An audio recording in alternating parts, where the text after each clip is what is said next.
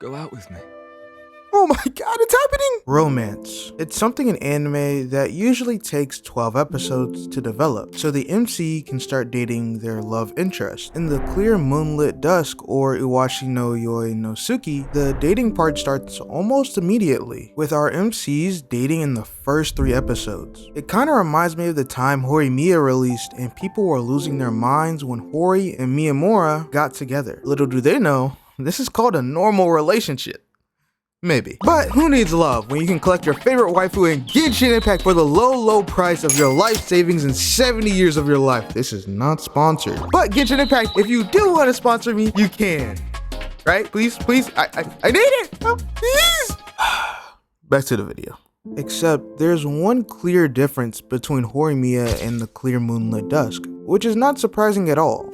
It's because of its popularity. I mean, look at the anime season that's airing right now, with shows like Frieren, Sentenced to be a Hero, Hell's Paradise, Oshinoko, and Jujutsu Kaisen, Plus Chain Soldier, Fire Force, Fate Strange Fake, My Hero Vigilantes, Shiboyuki, Trigun, and a lot of isekai.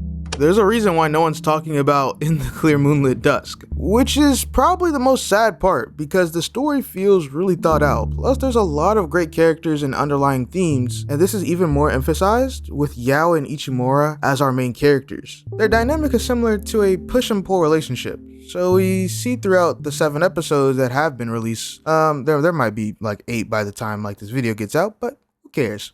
You know, with all that said, I can happily say In the Clear Moonlit Dusk is one of the best romance animes airing this season. If you couldn't tell by the title and thumbnail already. Whew, that was pretty long, wasn't it? You must be wondering though, is it peak? And I'd like to say no. It actually isn't. This is what we call quality romance. And that was my take on a British accent. Pretty bad, right? Do all boys smell like this or just him? This is romance, not that fragrant flower. Though, with all that said, I genuinely haven't heard a word about it. Like, at all. So, I'm gonna talk about it. In the Clear Moonlit Dusk is a story about discomfort, love, and acceptance. In other words, what it means to truly be you.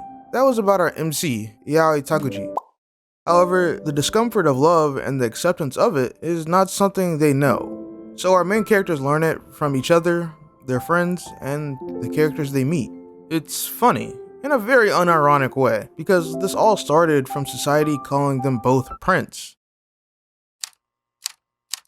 In the first episode. Hey, isn't that the prince? Oh, the first year?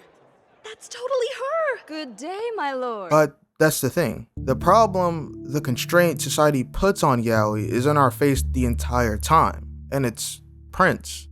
While Yaoi does consider herself a normal-looking high school girl, she often wonders if she isn't, because of how many people call her Prince and blatantly misgender her because of it. It's frustrating to watch, and sometimes just outright annoying. Not because of Yaoi, but because of society itself. What is normal? And will you ever be it? The short answer is no. There is no such thing as normal. What you're forcing yourself into is the normalcy of society. That's just what people consider usual or acceptable. That's the normal you're trying to confine yourself to. Don't. You won't ever be normal since you're already questioning if you are. What people around you might consider not normal may be considered normal somewhere else. The world is a huge accumulation of cultures and societies, but what really matters is how you, yes, you, accept yourself.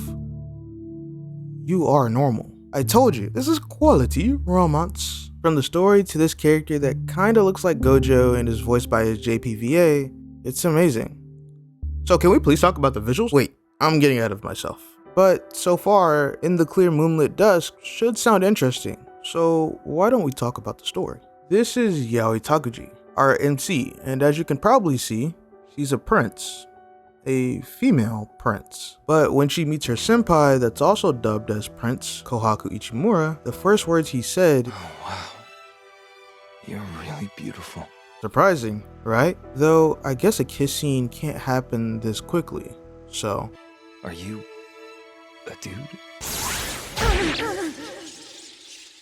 Yeah, a rough first meeting, but one that sets the story in motion, as the prince Kohaku Ichimura becomes interested in Yaoi, or at least curious, and Yaoi's like, fuck this guy. I might have been saying her name this entire time wrong, but I am just saying Yaoi. Yoi? Fuck it. Yeah, the name, not the genre. Okay, calm down. Given was fine. Alright. It's night and Yaoi's at 7-Eleven getting some food when the clerk is getting harassed by a filler character. So she steps in and tries to handle the situation. But this guy doesn't back down. So this man Ichimura steps up to help Yaoi, but ends up getting protected by her. She knows karate. They both leave to go to a park and talk. Here we find Yaoi is not a prince because she likes it, more so out of obligation. It's simply what people described her as, so she simply fulfilled that role, even though she considers herself a normal girl. That's when Ichimura lays the prince charm on us. So? Is that bad? Not every girl needs to be a princess or whatever. Let some of them rock the shining armor, I say.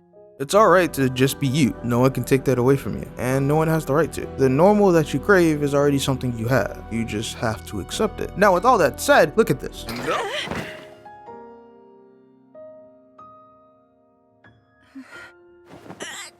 What the hell do you think you're doing? So, are you watching? Not just yet, huh? Well, if you still need more convincing, then... Go out with me. Oh my god, it's happening! They start dating now.